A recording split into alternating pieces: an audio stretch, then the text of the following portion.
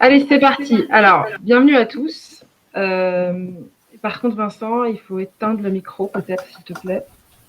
Je vais éteindre ton micro. Merci, super, parce qu'il y a un petit écho. Donc, on va discuter de la stratégie de data pour fédérer les données sans les migrer. On est avec Vincent Boucheron de Diams, qu'on va présenter dans quelques instants. Donc, comme d'habitude, vous vous souvenez, nous, on va vite et bien pouvoir vous écouter par la suite et se concentrer sur l'échange. Je ne me présente pas, je présente directement Vincent, qui est fondateur de Data Integration Management Services et qui va discuter avec nous juste après des cas d'usage de cette technologie qu'on va présenter. Et on va y revenir rapidement qui on est. Donc, on est Accetal, un cabinet de conseil et de réalisation en IT. On travaille sur 5 expertises, architecture SI, cloud DevOps, API management, gestion de projet et la data intelligence qui nous intéresse aujourd'hui. On est déjà une vingtaine de personnes, on a 2 ans d'existence. Et puis, on fait cet atelier qui est nos échanges tech toutes les 2 semaines à peu près. C'est notre 4e séance. Donc là, vous avez nos précédentes discussions qui étaient un premier cycle sur l'API management. Et maintenant, on commence à parler de la data. Rapidement, comment on travaille, parce que c'est important pour la suite. Pourquoi on vous parle de data virtualisation? Nous, on privilégie les technologies qui sont matures, qui sont quick win, donc des résultats rapides, pas des très longs projets, pas des très longs délais, des réponses rapides aux problématiques. Et vous allez voir que ça, c'est un élément essentiel quand on parle de data virtualisation. Alors, qu'est-ce que c'est la data virtualisation? On est à l'ère du big data, vous le savez tous, c'est pas besoin d'en parler. Les données sont collectées en permanence. Elles sont de nature différente. Elles sont stockées dans des outils différents. Elles sont collectées différemment. On sait tous que notre grand challenge, c'est d'exploiter les données, qu'il y a plein de technologies, plein de choses, plein de nouvelles choses chaque jour qu'on peut faire avec ces données. Mais il y a un tas d'obstacles et de challenges à l'exploitation de ces données. Donc, si on essaie de les résumer, même s'il y en a beaucoup plus en réalité, si on essaie de les synthétiser, rapidement, on a la volumétrie qui augmente en temps réel, le fait que ça change, il y a une dynamique constante des modifications, des suppressions, des additions, avec en plus les fusions et acquisitions qui font qu'on doit fusionner en plus avec les données d'autres entreprises tous les jours, des outils hétérogènes, des langages de requêtes différents, un parc applicatif complexe, des contraintes, des normes RGPD, compliance, etc., qui vont en plus changer selon le pays, selon le moment, selon la région, selon qu'on parle du client ou qu'on parle de données internes. Donc, avec tout ça, comment est-ce que j'exploite mes données? La nécessité pour pouvoir faire quoi que ce soit avec mes données va être de les fédérer. Donc, ça paraît évident comme ça. Maintenant, comment est-ce qu'on va les fédérer? Nous, ce dont on va discuter aujourd'hui, c'est la data virtualisation en particulier. Donc, il y a d'autres technologies de fédération des données.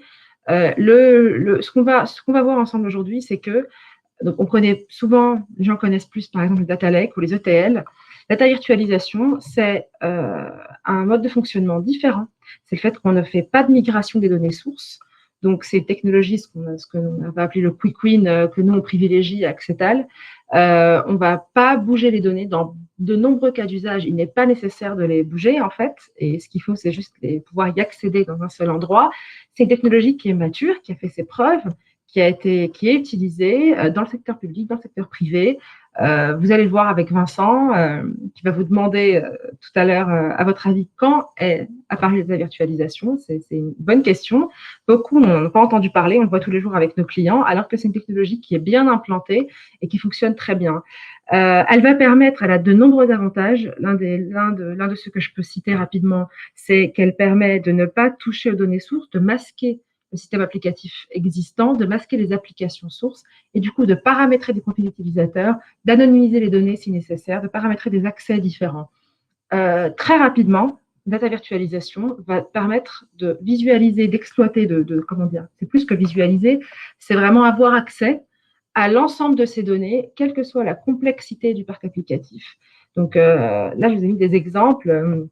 Ça peut être du local, du cloud, des applis métiers, des ERP, CRM, applis mobiles, les réseaux sociaux. Vraiment, la data virtualisation, c'est le fait de mettre une machine virtuelle, une surcouche, qui va aller pomper tout ça, pour faire simple, et qui va permettre une exploitation des données à la demande. Ce qui est très intéressant avec cette technologie, c'est qu'elle ne demande pas de connaissances techniques pour les personnes qui vont pouvoir exploiter les données. Donc, si on met ça en place dans une entreprise, les métiers vont pouvoir directement accéder aux données, pouvoir les utiliser pour venir de la décision, pouvoir les utiliser pour créer des nouveaux services, pour suivre, pour optimiser les services existants, pour suivre les différents KPI, etc. Ça, je parle vraiment des métiers là et pas de l'IT, parce que l'IT va pouvoir créer des nouveaux services, réinjecter ces données dans de nouvelles applications. Ça, c'est tout un champ d'utilisation. Mais les métiers, même sans aucune connaissance technique, vont pouvoir accéder aux données. Et ça, c'est très intéressant. La data virtualisation, elle a de nombreux avantages. Donc, comme ça paraît idyllique. Fédérer très rapidement les données, avoir accès à toutes les données, quelle que soit l'hétérogénéité réelle. Très rapidement, vous voulez aussi, parce que pour être bien juste dans la présentation, discuter des limites. Donc, on peut y revenir plus tard dans les échanges. En un mot, quelles sont les limites de la data virtualisation? Alors, je suis désolée, je ne vois pas les questions. Je vais peut-être faire une pause pour regarder. Non. Attendez, excusez-moi. Je regarde si vous faites des commentaires. Est-ce qu'il y aura un replay? Ouais, il y aura un replay. Je laissais Ferratella, donc je vais laisser lui vous répondre. Donc, quelles sont les limites très, très rapidement? La virtualisation ne va pas. Son principal avantage, c'est qu'elle ne modifie pas le système applicatif. Donc, étant donné qu'il n'y a pas de migration, donc c'est rapide, donc on a accès vite aux données, donc le projet ne dure pas une éternité. Mais ça peut être aussi une limite dans le sens où s'il y a des problèmes sous-jacents, ils vont rester. Donc, ce n'est pas non plus un miracle qui va d'un seul coup révolutionner et moderniser et résoudre tous les problèmes du SI, mais elle permet rapidement d'accéder aux données, l'ensemble des données, et en plus, elle va masquer du coup les problèmes éventuels au niveau du parc applicatif. Ce qui est quand même important, notamment donc, lorsqu'une migration est nécessaire. Je crois que peut-être on va en parler par la suite dans les use cases, mais si une migration est nécessaire, la data virtualisation, c'est d'avoir cette surcouche va permettre de masquer ce qui se passe un peu en coulisses et de garder un accès aux données un peu painless pour les métiers, pour les utilisateurs, pour ceux qui ont besoin des données, puisqu'il y a un nombre incalculable d'applications ou de besoins. Une autre limite, alors, en un tout petit mot, c'est que oui, on va quand même envoyer des requêtes au SI. Donc oui, ça rajoute une charge. On peut en parler jusqu'à quel degré. Ça ne surcharge pas le SI, ça ne va pas l'écraser, mais certains de nos clients nous posent cette question. Bien sûr, ça rajoute une charge, mais c'est complètement, ça fonctionne très très bien. Mais on va détailler ça par la suite. Alors, nous, au niveau de notre cabinet, on choisit des leaders par technologie et on travaille avec eux pour bien connaître leurs solutions et pour vraiment aller au bout et être expert de leurs solutions. L'éditeur qu'on a choisi, mais on est indépendant, on travaille avec tous, c'est Denodo. Denodo, c'est un des leaders. Il est cité d'ailleurs comme leader dans le rapport Gartner de 2020. Il y a d'autres éditeurs qui sont très bien, comme TIBCO par exemple. Ce qui est intéressant, c'est que si vous vous intéressez typiquement le rapport Gartner ou des benchmarks comme ça, vous allez voir que souvent, c'est tous les intégrateurs de données qui sont cités. Et il y a Denodo et d'autres éditeurs de data virtualisation vont être comparés à d'autres éditeurs qui font plein d'autres choses, notamment des ETL, etc. Donc, pour nous, c'est important de pousser, de conseiller, si on veut fédérer ces données, prendre un éditeur qui ne fait que ça, parce que c'est moins cher, etc. On va passer au cas d'usage avec Vincent. Vincent a été dans une ancienne vie DSI. Il a été DSI, il a travaillé au groupe BNP Paribas aussi, Asset Management. Et aujourd'hui, il conseille les décideurs. Il a fondé un cabinet de conseil pour les décideurs, pour les DSI, pour les grands groupes. Il a implémenté des solutions à la Commission européenne et il est expert de la data virtualisation. Vincent, est-ce que tu peux allumer ton micro? Oui, je pense qu'il faut peut-être que tu... Voilà. Moi, je vais sortir. Merci Asma. Merci à toi. Je commence à projeter. Normalement, vous devriez voir mon écran. C'est le cas? Oui, on voit ton écran. Voilà. Ok, donc allons-y. Un petit peu de contexte d'abord. Pour moi, le contexte actuel de mes clients, et pour avoir été aussi chez BNP, Dexia et autres, c'est deux axes, on va dire. Le premier, c'est l'axe un peu du tumulte technique. Pourquoi? Parce que, comme l'a dit Asma, on a des informations qui sont maintenant très hétérogènes. On a des données structurées, des données non structurées à gérer. On a aussi un complexe technique très hétérogène et très instable, hein, puisqu'on a eu la vague du big data, il y a les data lakes, donc c'est tout un monde comme ça qui bouge, qui monte et qui redescend, et du coup ça fait une grosse incertitude pour les décideurs, puisque l'ancienne phase où on était plutôt en train de gérer avec des problèmes, des problèmes de stockage qui étaient chers ou qui étaient difficiles, des problèmes de machines qui étaient lentes, tout ça, ça a disparu. Mais il y a un nouveau problème, c'est qu'on a beaucoup de données et qu'on ne sait pas trop comment les traiter. Et puis, il y a cette incertitude qui rend très difficile les décisions, puisque on ne sait pas si demain, la solution qu'on a choisie sera toujours viable, ou voire même si l'éditeur n'aura pas fait faillite ou a été racheté par d'autres. Ça, c'est le premier axe, donc tumulte. Et l'autre axe est plutôt sur une frustration des équipes, tant au niveau des utilisateurs, parce que les utilisateurs, ils sont à l'intérieur de domaines business qui sont plutôt siloisés, donc ils se disent, je pourrais faire des choses magnifiques si je pouvais récupérer des informations de mes collègues, voire même de l'extérieur, mais j'ai un problème, je ne sais pas ce que la société a dans ses propres unités de stockage, ce que mes collègues utilisent, et puis même si j'arrive à peu près à identifier une source de données, je vais avoir des problèmes pour la ramener dans mon silo, et une fois que je l'ai dans mon silo, je risque d'avoir des problèmes de qualité. Donc tout ça, ça fait que les gens sont frustrés parce qu'ils pensent pouvoir faire des choses exceptionnelles et ils n'y arrivent pas.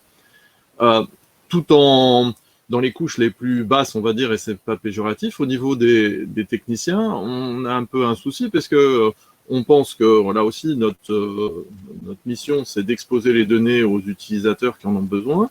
Le problème, c'est qu'il faut leur donner de plus en plus d'informations, certains en temps réel, d'autres non, donc avec des utilisations différentes. Et on a des systèmes informatiques qui sont issus d'un historique de couches différentes. Ils sont aussi organisés en silos. Donc, c'est très difficile d'échanger des données entre ces différents silos, même si on a un ETL et même si on a des formats pivots pour faciliter les échanges. Donc, en fait, la capacité d'exposer les données comme on voudrait n'est pas bonne. Et alors, au centre, on a là la frustration totale, qui sont les architectes, les responsables sécurité et les responsables de gouvernance qui devraient avoir une vue transversale de qui consomme quoi. Et là, pour y arriver, c'est très difficile. Donc, en fait, on a un chaînon qui manque, hein, et bien ce chaînon manquant, il est un peu celui qui est derrière notre ami Iron Man, parce que si vous réfléchissez, Iron Man, qu'est-ce qu'il fait? Il prend des décisions par rapport à des sources de données qui sont elles-mêmes gouvernées, puisqu'il faudrait qu'il change de source s'il y en a une qui est meilleure, mais il faut non seulement qu'il récupère des informations de ces différentes sources, donc en valeur, mais il faut aussi que les métadatas associés à ces données soient fédérés, parce que s'il prend des miles d'un côté et des kilomètres de l'autre, il est certain que la décision qu'il va prendre ne sera pas bonne.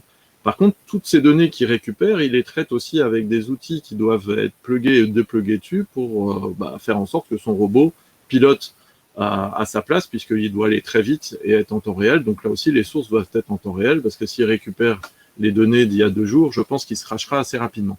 Donc pour moi, la vision, je l'ai vue clairement au niveau de BNP, c'est cette nécessité de fédérer les données, et la solution, enfin un des maillons de la chaîne, c'est clairement la data virtualisation.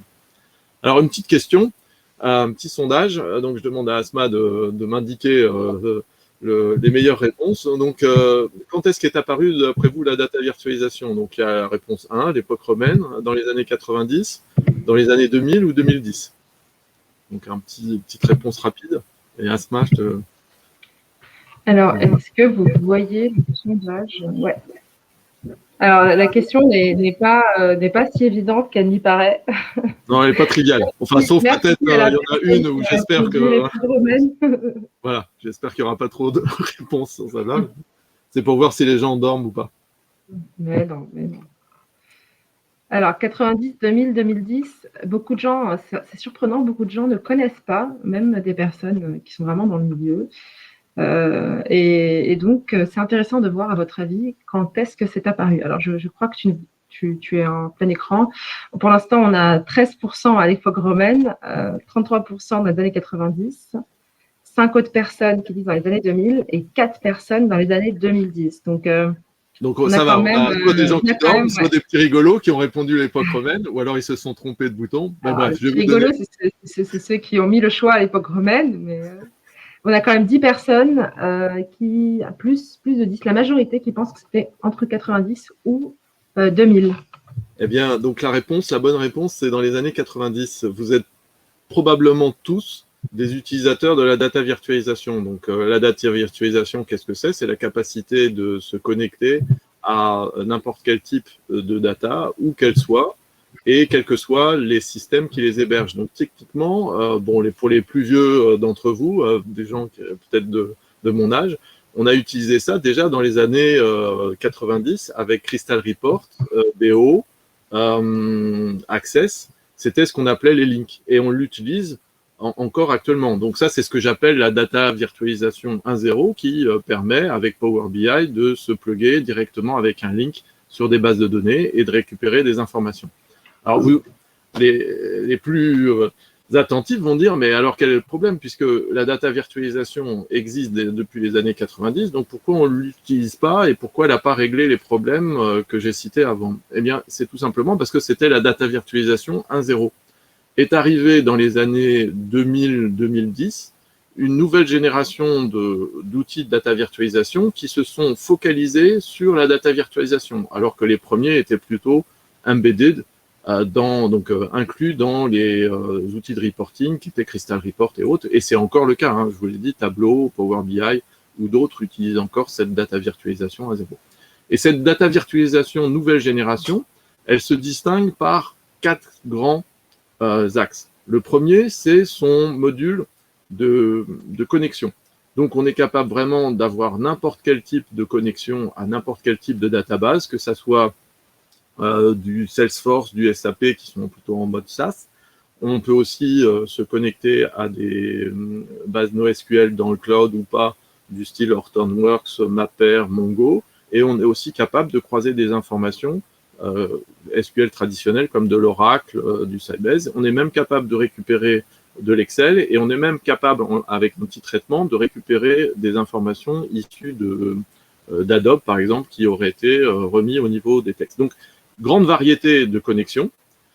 Et aussi, surtout, je crois que c'est ça le plus important, on est capable de se connecter sur les bases de données en protégeant les bases de données sur lesquelles on se connecte. Donc, quand on va faire une connexion, on va associer à cette connexion une limite de puissance qui fait que si quelqu'un au-dessus, c'est le cas de dire, la data virtualisation lance une query de la mort ou un outil de machine learning qui aurait été mal codé, qui fait aussi une surcharge sur la DB, en fait, la data virtualisation va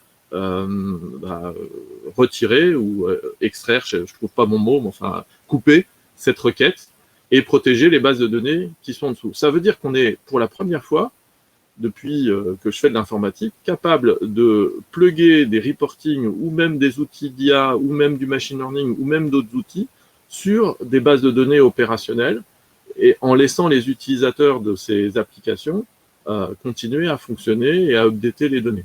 Ça, c'est vraiment le plus important, en tout cas le plus structurant.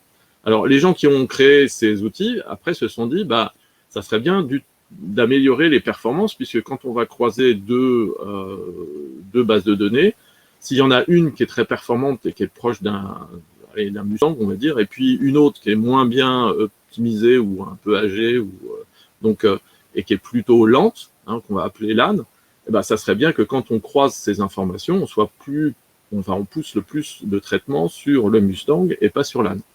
Et donc ces modules-là se sont franchement distingués. Alors pour revenir un peu sur ce que disait Asma, c'est vrai que la data virtualisation introduit une surcouche. Donc si on se plug directement sur la base de données, on va lui prendre un tout petit peu de temps de réponse. Mais si on fait des croisements, le résultat des deux est clairement meilleur de ce qu'on pourrait obtenir en croisant à partir d'un Power BI ou n'importe quel outil qui n'aurait pas justement ces modules d'optimisation de query. Donc, troisième axe non négligeable, quand on se plug sur une base de données, c'est un peu comme dans Power BI ou dans n'importe quel outil qui utilise la data virtualisation 1.0, on remonte toute une série d'informations sur les bases de données sous-jacentes, c'est-à-dire les tables, les champs. Alors, les gens qui ont fait cette data virtualisation 2.0 ont poussé un peu plus loin en donnant des informations sur le type de champ et aussi les données qui sont à l'intérieur. Donc, par exemple, si vous avez un champ numérique, on va vous donner le min, le max, est-ce qu'il y a des positifs, est-ce qu'il y a des champs négatifs, enfin, toute une série d'informations qui ouvrent la voie vers des data dictionary, et donc on peut coupler la data virtualisation avec des data dictionary et aider grandement le travail des teams de gouvernance data. Last but not least, comme on dit, donc c'est la sécurité. Donc les gens qui ont fait la data virtualisation 2.0 ont aussi beaucoup travaillé sur la partie sécurité. Donc on sait dire qui s'est connecté à quoi, avec quelle query, et puis on sait aussi faire des vues qui sont beaucoup plus data-centriques, c'est-à-dire des groupes qui vont être associés, non pas au fait que vous êtes ou non autorisé à une application, mais vous êtes vraiment autorisé par rapport à la donnée. Par exemple, c'est un portfolio belge, donc on va aller vraiment dans une granularité plus forte, non seulement au niveau de la capacité à créer ces groupes, mais aussi à les appliquer. Et donc, ça peut servir pour des projets style GDPR ou d'autres. Donc, on peut aussi masquer des informations. Donc, comment ça fonctionne? C'est assez simple. Hein. On a la data virtualisation, elle a 3 couches. Une couche où on va dire ce que la data virtualisation doit connaître, c'est-à-dire on va faire les connexions. Donc la data virtualisation ne sait exposer que ce qu'elle connaît. Donc, comme je vous l'ai dit, elle peut se connecter à quasiment tout. Une fois qu'on a cette information, enfin ces connexions, on expose à ce niveau-là toutes les tables de la base de données qu'on a connectées. Donc cette couche-là est plutôt réservée, on va dire, à des profils de production, d'équipes de production. Ensuite, il y a la couche de combinaison dans laquelle on va croiser les données. On peut faire des queries de queries, et donc ces différentes queries vont exposer des données, exposer des vues. Hein. C'est ni plus ni moins la même chose que les vues qu'on pouvait faire sur Oracle ou Sybase, sauf que là, ce sont des vues qui croisent la totalité des différentes bases de données d'un système d'information. Et donc, cette couche va finir par une query, et cette query, elle est visible pour les utilisateurs, soit de façon standard avec des connecteurs, là aussi standard JDBC ou DBC. Dans certains cas, certains partenaires, on va dire, des outils de data virtualisation fournissent des connecteurs optimisés. C'est le cas, par exemple, de Tableau qui, avec de Nodo, fournit un connecteur optimisé pour justement ne pas perdre, on va dire, par une connexion au DBC des secondes qu'on pourrait gagner en utilisant les queries internes de Tableau. Enfin, c'est pas des queries, mais c'est les processus internes. Voilà, donc dit autrement, comment ça se passe? Donc là, vous devez voir, il y a les différentes bases de données qui, une fois qu'elles sont connectées à l'outil de data virtualisation, exposent toutes leurs tables et leurs champs.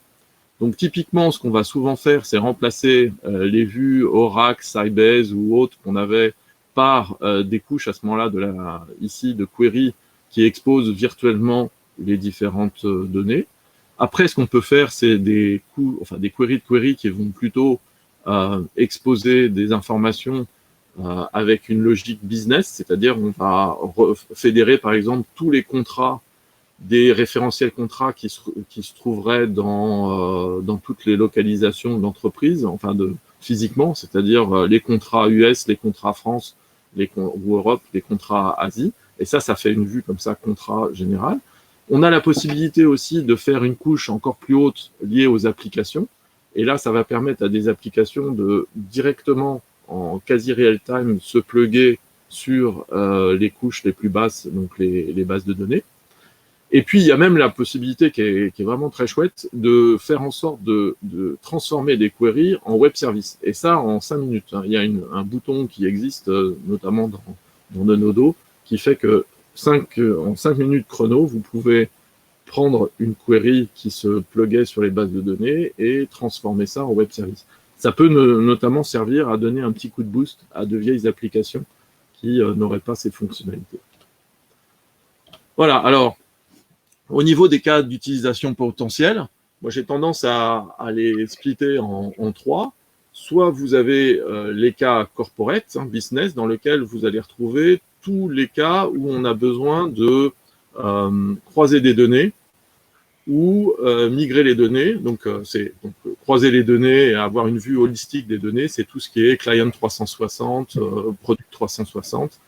Vous avez aussi tout ce qui est des dashboards à améliorer au niveau temps réel. Donc, c'est ce que j'appelle les BI++. Vous avez aussi tout ce qui est sandbox pour les data scientists. Vous avez aussi ce qu'on appelle aussi les open data portals, c'est-à-dire quand vous récupérez les informations de votre entreprise et que vous voulez les exposer à soit des gens tout public ou des gens avec une restriction de sécurité.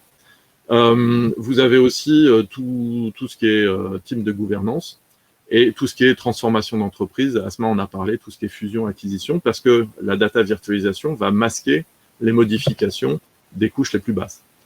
En type d'utilisation, vous avez aussi l'IT qui va bénéficier de la data virtualisation pour simplifier son architecture et faire aussi des transformations plutôt techniques en cas d'obsolescence technique ou autre. Et ceux qui sont aussi des grands consommateurs de data virtualisation, ce sont les gens de la compliance et de la sécurité qui, par nature, doivent croiser des données pour remonter des alertes et des trucs comme ça. Voilà. Alors, là, je ne vais pas rentrer dans le détail. Vous voyez une autre façon de représenter les use cases. Dans la couche la plus haute, vous allez retrouver plutôt les cas business, qui sont la data science, les reporting, le data marketplace, qui était l'open data portal, tout ce qui est know your client. Dans la couche, on va dire horizontale, vous allez plutôt avoir tout ce qui est manipulation et accès à la donnée pour la typographier ou en tout cas lui donner une typologie. Et ça, c'est tout ce qui est cas de data gouvernance. Et en bas, vous avez justement tous les cas business. Alors, ce qui sert aussi pas mal, je veux juste faire un focus là-dessus, c'est pour faciliter tout ce qui est data intégration, les statistiques et en tout cas mon expérience personnelle montrait qu'on arrivait à gagner à peu près un coefficient x3, donc 3 fois moins de temps pour intégrer des données dans les applications. Il y a aussi tout ce qui est hybride, donc hybrid cloud, c'est quand on doit mêler des clouds avec les systèmes legacy. Ça, c'est quelque chose qui est très, très intéressant. Et puis, peut-être un autre focus sur la partie refactoring. On peut comme ça redonner un boost intéressant à des applications anciennes et mêler les nouvelles technologies NoSQL avec des technologies anciennes et faire en sorte que les applications puissent bénéficier de performances brutes beaucoup plus fortes que ce qu'on pouvait faire avec du SQL traditionnel, uniquement les deux. Donc, ce que je vous propose de faire, c'est comme j'arriverai pas à distinguer, enfin à détailler tout, c'est de vous faire choisir entre 2 cas par ligne horizontale. Donc, soit je parle de la capacité à augmenter la data, ou je vous donne des exemples sur la partie Product ou View 360, enfin vue complète des données. Donc, Asma, je te laisse me dire ce que préfère. Alors, vous pouvez voter. Donc, ceux qui ont déjà voté, bah, c'est j'ai pas réussi à enlever nos votes. Donc, non, le vote n'est pas truqué. Par contre, je rappelle qu'il reste peu de temps. Donc, il faut qu'on danse. Parce que les gens prévoient 45 minutes. Et, voilà, il reste 10 minutes sur le temps qu'on avait prévu. Donc, il faut qu'on ait le temps aussi d'échanger, de répondre aux questions s'il y en a. Donc, voilà, n'hésitez pas. OK, alors pour l'instant, c'est 50-50, Vincent. Bon, allez, je vais prendre bleu, c'est le premier, comme ça. Voilà, Bah, donc, c'est celui qui a une voix de plus. Donc, tu peux y aller. Alors, la capacité à augmenter la donnée, bah, je vais le dire assez rapidement. Vous avez noté, la data virtualisation est capable d'exposer les données. Sur base de ça, vous pouvez donc exposer la totalité du système d'information. Je vous l'ai dit, vous pouvez aussi vous plugger en direct, faire une query en direct sur les données. Donc, vous êtes capable de faire du BI temps réel, parce que souvent, les gens ont du mal à faire sans passer par vraiment pas mal de problèmes, et souvent en recopiant dans des data warehouses qui limitent le temps réel. Vous allez avoir la possibilité de plugger l'IA, donc l'intelligence artificielle et les machine learning directement sur des données opérationnelles, et là aussi en temps réel.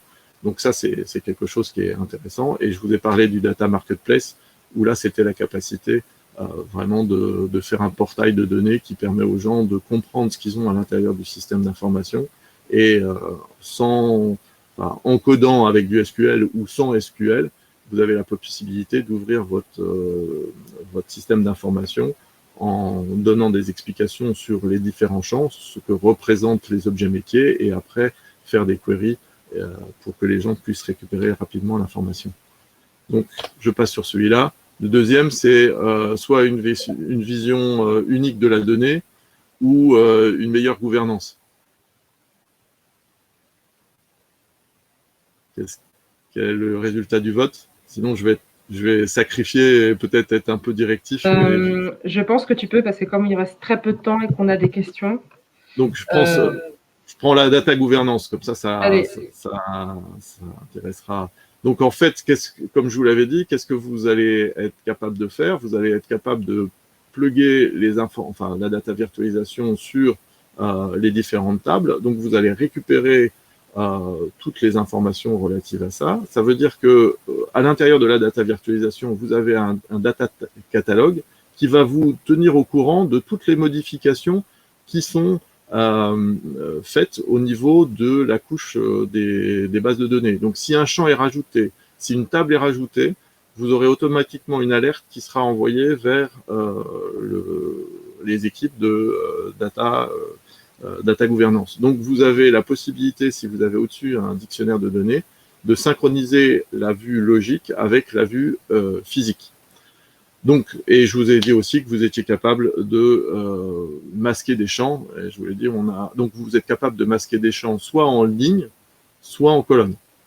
Donc, dans ces cas-là, vous pouvez dire, par exemple, que vous ne verrez uniquement que les téléphones, et vous ne verrez pas les téléphones, vous ne verrez pas l'âge de certaines personnes en fonction d'un groupe qui pourrait être soit les internes, soit les externes. Voilà pour cette partie-là. Alors, transform your company ou transform your application. J'ai parlé un peu de transformation des applications. Alors, je vais juste parler, du coup, je ne vais pas vous faire voter, parler de la transformation des sociétés. Donc, c'est donc la couche de data virtualisation est capable, comme on l'a dit, de masquer les bases de données qui sont en dessous. Et vous pouvez comme ça très facilement, plus facilement que si vous ne l'aviez pas, passer de SQL à NoSQL, j'ai pu le faire chez BNP, ou faire évoluer des systèmes legacy on-premises vers le cloud. Alors, soit vous migrez en totalité, soit vous arrivez vers une architecture hybride, comme je vous en ai parlé. Ce qu'il faut savoir, c'est que la target, pour moi, est vraiment ce qu'on appelle la logical entreprise. C'est-à-dire qu'au lieu de prendre les datas qui sont dans les golden sources, puis les mettre dans des data warehouses qui exposent la donnée, le but à mon avis, futur, ça sera de faire en sorte que les utilisateurs ne passent plus par des data warehouses ou ne passent plus par des SAP ou des Salesforce qui finissent par être des data warehouses, et on les plug directement sur les golden sources. Ça ne veut pas dire que le data warehouse ne va pas survivre, hein. Il y a des cas où il faut encore utiliser un data warehouse, mais ce que je décris là, la capacité de plugger les systèmes IA, machine learning ou reporting sur des golden sources, est ce qu'on appelle le logical enterprise, c'est-à-dire qu'on n'aura plus de stockage physique, mais plutôt des stockages qui pointent directement vers les golden sources. Voilà. Alors Vincent, comme il nous reste que quelques minutes, on est censé arrêter à 15, donc on a plusieurs questions. On a une question intéressante sur est-ce que la DV est concurrente des stratégies API et plateformes d'intégration comme MuleSoft? C'est une bonne question, surtout que nous, notre cœur de métier, c'est l'API management. Qu'est-ce que tu en penses? Alors, elle est plutôt complémentaire, dans le sens où déjà, la DV, comme je vous l'ai dit, va être capable de créer des web services et autres. On est capable aussi d'encapsuler des API existantes. Donc, là, on a la capacité de créer des catalogues d'API assez facilement. Ce qui est souvent quelque chose que j'ai vu essayer de faire et pas réussir. Hein. Donc nous, on l'a testé aussi, et il y a d'autres clients qui l'ont testé, et la capacité là aussi de faire des catalogues d'API est assez intéressante. Donc voilà, moi je dis plutôt complémentaire. Oui, effectivement, je complète la réponse de Vincent. Les solutions sont complémentaires, et ce qu'on peut dire aussi, c'est que la data virtualisation répond surtout à des usages d'exposition de données en mode lecture. Même si les outils permettent de l'écriture aussi, en général, dans les bonnes règles de gouvernance, on évite de faire modifier les données par une application qui n'est pas propriétaire de la donnée. Et souvent, en fait, la data virtualisation, elle permet d'exposer les données donc, pour de l'analytics, pour les différents cas d'usage que Vincent vient de détailler. Et les API, elles viennent pour tout le reste des usages, donc de l'écriture, etc. Donc, c'est deux choses qui sont complémentaires et qui fonctionnent ensemble. Et pour revenir à ça très rapidement, on a testé aussi la capacité, enfin, ce que prenait la data virtualisation en temps, hein, quand on encapsulait, et c'est vraiment très faible. Donc, voilà, pour répondre de nouveau à ce point-là de performance, c'était négligeable. Et puis pour le cas d'usage, on peut récupérer toutes les données de l'ensemble du SI rapidement, en quelques semaines, quelques mois, avoir accès à tout. Il n'y a que la data virtualisation, les API, encore faut-il les mettre en place. Il va y en avoir une pour chaque jeu de données, c'est pour chaque outil, je dirais. C'est pas le même cas d'usage en fait. Je ne sais pas si vous confirmez, Ferrat et Vincent. Oui, effectivement, c'est exactement ça en fait. Là où avant on voyait beaucoup de projets en fait partir sur la centralisation des données dans un data lake et choses qui prenaient des mois et des mois pour ensuite se poser la question de l'utilité de ces données, des use cases qu'on peut mettre en place. Et souvent, on avait un problème de ROI. Là, avec ce type de solution, on revient en fait aux bases. On part sur le use case, le besoin métier pour aller chercher les données dont on a besoin. Ça peut servir aussi très fortement pour les data scientists qui ont tendance à avoir besoin très rapidement d'intégrer une source, quitte pour tester leur modèle, quitte finalement à se dire j'en ai pas besoin. Ce qui est un gros problème pour une informatique industrielle, parce que traditionnellement, on va plutôt passer par des ETL, ça va prendre du temps pour finalement apprendre qu'on n'en a pas besoin. Et ça génère aussi des frustrations. Là, c'est possible de plugger rapidement une source et puis après de la dépluguer si finalement le data scientist n'en a plus besoin. Oui, pour rester sur cet exemple, ça répond. Enfin, on a quelques data scientists, je crois, dans les participants. Généralement, ils passent 80%, voire plus, de leur temps à chercher la donnée avant de se concentrer sur leur cœur de métier. Et là, avec ces solutions-là, on va tout de suite en fait à chercher donner accès à ces data scientists aux données dont ils ont besoin pour se concentrer sur leur travail de créer des modèles, de créer des algos et d'apporter de la valeur au métier. On a une question, la data virtualisation ne crée pas de données. Alors non, elle ne crée pas de nouvelles données, elle ne déplace pas non plus les données, elle ne supprime pas non plus de données. Elle permet d'avoir accès rapidement à toutes les données existantes, quel que soit leur degré d'éclatement, quelle que soit leur hétérogénéité dans un parc applicatif plus ou moins grand, etc. Donc non, elle ne crée pas de données. Elle peut permettre de les anonymiser pour les raisons de compliance et de RGPD et autres dont parlait Vincent tout à l'heure. Donc, une petite modification au niveau de la machine virtuelle avant visualisation et utilisation, mais elle ne crée pas de données. Il y avait aussi une question… Juste un petit truc. Elle peut créer de la donnée, c'est-à-dire que quand vous faites une query, vous pouvez faire A plus B égale C. Vous pouvez même faire un peu plus, et donc, en ce sens-là, créer des données composées. Mais je déconseillerais de mettre une couche de logique très forte à l'intérieur de la data virtualisation. C'est comme pour les ETL, on évite dans les middleware de mettre des couches très importantes. Du coup, peut-être que ça dépend ce qu'on veut dire par créer de la donnée, mais effectivement, on peut combiner des données en fait dans cette étape dans ces couches de virtualisation. Mais en général, on évite d'aller créer des données dans les différentes sources. Vous avez une base, par exemple, le SAP, on ne va pas, via la virtualisation, modifier les données dans SAP.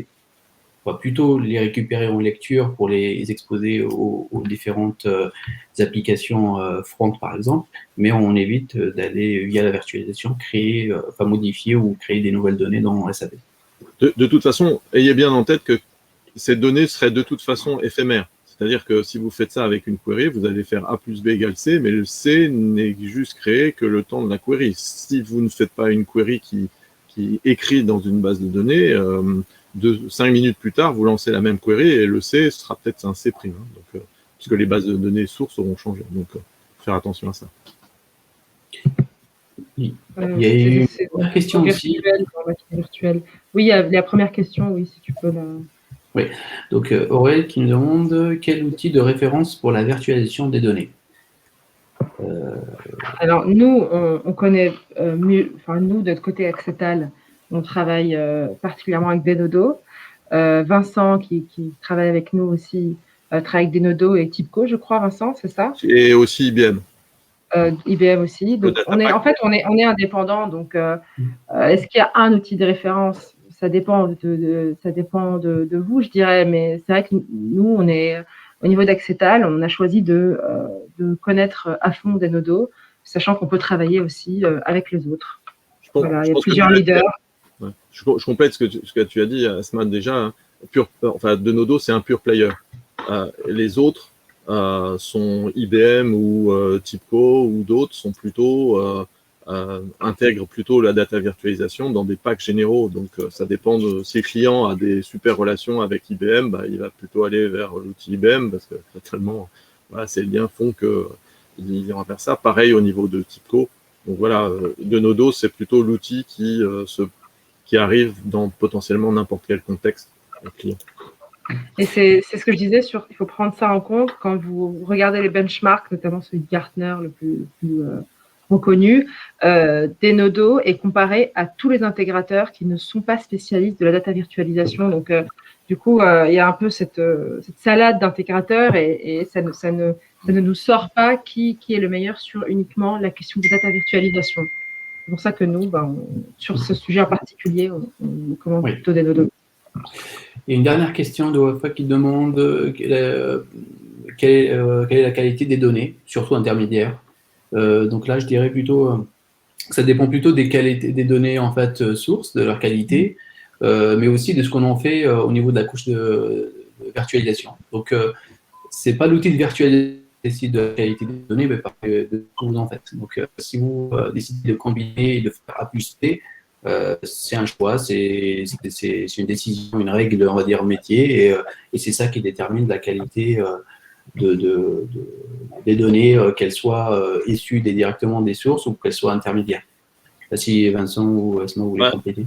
Je vais juste compléter en disant la data virtualisation, par contre, est super. Là, on l'a utilisé aussi chez BNP pour suivre l'évolution de la qualité de la donnée à travers un process ou des process. Donc ça peut quand même fortement aider à améliorer des projets IA ou autres qui ont fortement besoin de qualité dans les golden sources. Donc voilà, là aussi, ça peut fortement aider. C'est plutôt un enabler, mais en tant que tel, c'est pas mal la magie. Il ne change pas un 2 en 4. Il va juste montrer à quel moment le 2 est passé en 4. Oui, il y a d'autres outils qui vous permettent de travailler sur la qualité de la donnée, comme par exemple, il y a la suite Data Intelligence Darwin ou autres, qui vont permettre d'automatiser un peu le travail sur la qualité de la donnée et d'améliorer, de corriger les erreurs. Mais ce n'est pas notre sujet, mais peut-être la prochaine fois, du coup. Merci. Par contre, on peut même le faire, je complète, on peut même le faire de façon super efficace avec de l'Excel et de Nodo. Parce que ça, c'est une expérience vécue. C'est simple et ça marche. Bonjour pour faire manuellement la qualité de la donnée en général. Bon courage.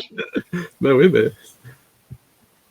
Alors, est-ce qu'on a d'autres questions Moi, j'ai juste une chose que je voudrais rajouter, c'est on dit que c'était rapide de la mettre en place. En général, c'est pour mettre en place le moteur, c'est de 3 mois à 6 mois, ce qui est vraiment très, très faible. Oui, ça nous change des projets de data lake qui durent des années. Oui. Et vous pouvez le tester, entre guillemets, parce que c'est aussi le message. C'est aussi pour ça que Denodo peut-être se distingue des autres. Il donne la possibilité de le tester en downloadant une version gratuite, ou même sur le cloud, il y a des possibilités de montrer Denodo. Donc, n'hésitez pas à regarder. Sachant aussi qu'un data lake, déjà, outre le fait que c'est très coûteux, que ça prend beaucoup de temps, on perd la structure des données. Donc déjà, on les bouge, on les migre, et en plus, on perd leur structuration, leur classification initiale, ce qui fait qu'on se retrouve avec un immense, c'est de là que vient l'acte de données, mais où tout est un peu mélangé, on a perdu la structure.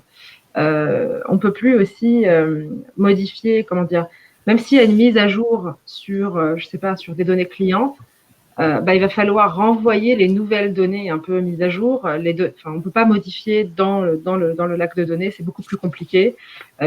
Avec la machine virtuelle, avec data virtualisation, on peut toujours modifier, mettre à jour, etc. dans les applications sources. Et en fait, on va visualiser en temps quasi réel la nouvelle donnée. Et lorsqu'on y accède, lorsqu'on fédère les données, on ne les modifie pas. Alors, merci beaucoup pour les questions. Je ne sais pas si, Vincent, tu avais, je pense que tu as parlé rapidement des délais, des coûts. Merci d'avoir été avec nous. Est-ce que tu veux rajouter quelque chose, Vincent, Ferhat? Moi, le seul, je finirais juste par essayer là, parce que ça paraît, vous n'êtes pas obligé de nous croire, mais du coup, downloader, comme je l'ai dit, de Nodo, et testez-le même potentiellement à la maison sur une vieille machine, et vous verrez que ça marche. Alors, je finis juste sur le fait que c'est un sujet assez, peut-être, qui mérite un peu plus de temps. Là, on est restreint par ce créneau de 45 minutes qu'on a déjà largement dépassé. Donc, n'hésitez pas à nous contacter, à contacter Vincent si vous avez des questions. On va avoir plaisir de répondre. Ouais. Donc, merci à tous. Merci. Et à très bientôt. Bonne journée. À la Merci. prochaine. Au revoir.